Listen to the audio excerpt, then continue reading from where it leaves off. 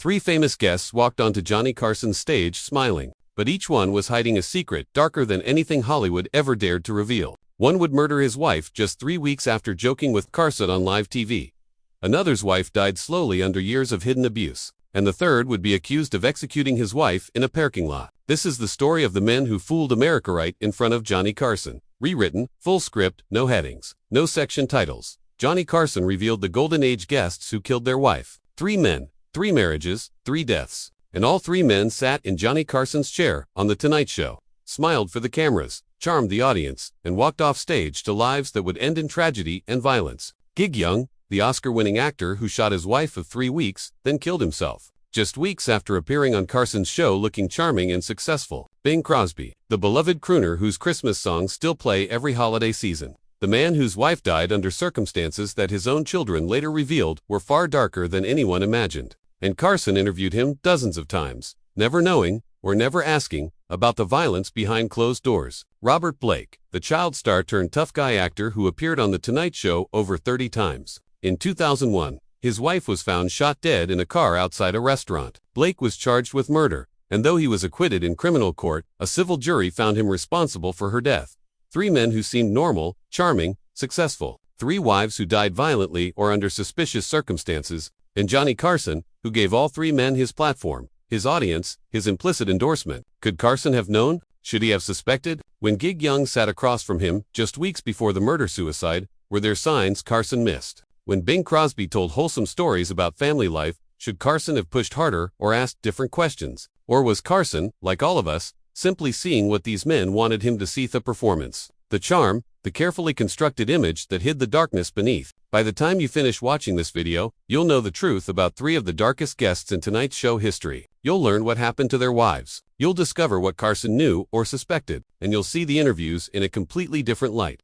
As the final public appearances of men whose private lives were spiraling toward violence. This isn't just a story about murder. It's a story about masks, about the difference between who we appear to be and who we really are, and about the blindness of fame. Stay with me, because these are the stories Hollywood tried to bury. Interviews you cannot unsee. The truth about the men who killed their wives, and the host who never saw it coming.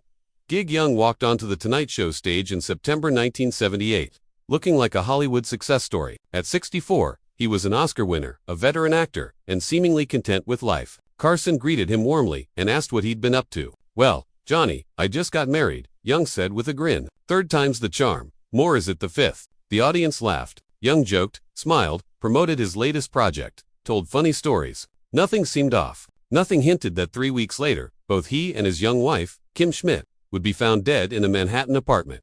Police discovered Kim, 31, shot once in the head. Young, 64, shot once as well, the gun still in his hand. A murder suit. Neighbors reported screaming arguments. Friends said he'd been drinking more heavily than usual. Kim told friends she felt unsafe, but she stayed. The toxicology report showed high levels of alcohol in both bodies. Carson watched the interview back afterward, shaken. He studied Young's performance. He blamed himself for missing signs. But people close to him knew the truth. Young had been performing happiness, and Carson believed him because everyone did. Young's career had often involved playing charming alcoholics. In real life, he'd been drinking heavily since the 1940s. His marriages had all suffered because of it. His final marriage was rushed, unstable, and spiraled into violence. The tragedy haunted Carson, not because he could have stopped it, but because it revealed how well people can hide their darkness. Then came Bing Crosby, the man America adored, the gentle voice of Christmas, the wholesome father figure. Carson interviewed Crosby many times, always polite, respectful, nostalgic. But what the world didn't know was that Crosby had been a domestic abuser for decades. His first wife, Dixie Lee, lived a life of fear. Crosby beat his sons with a belt. He berated Dixie endlessly. She turned to alcohol to cope. By the 1940s, she was drinking heavily, her health collapsing under the strain of her marriage. When she died in 1952 of ovarian cancer at just 40, the public mourned. But privately, the family knew the truth. Years of abuse had driven her to alcoholism, weakening her body and helping the disease kill her. Crosby hid behind fame. Dixie never spoke out. His son stayed silent until 1983, when Gary Crosby's memoir exposed the truth. America was shocked. Carson reportedly said he'd heard rumors, but rumors weren't enough to challenge a legend on national television. Crosby had crafted a perfect image, and The Tonight Show helped preserve it, unknowingly protecting the darkness beneath. Then there was Robert Blake.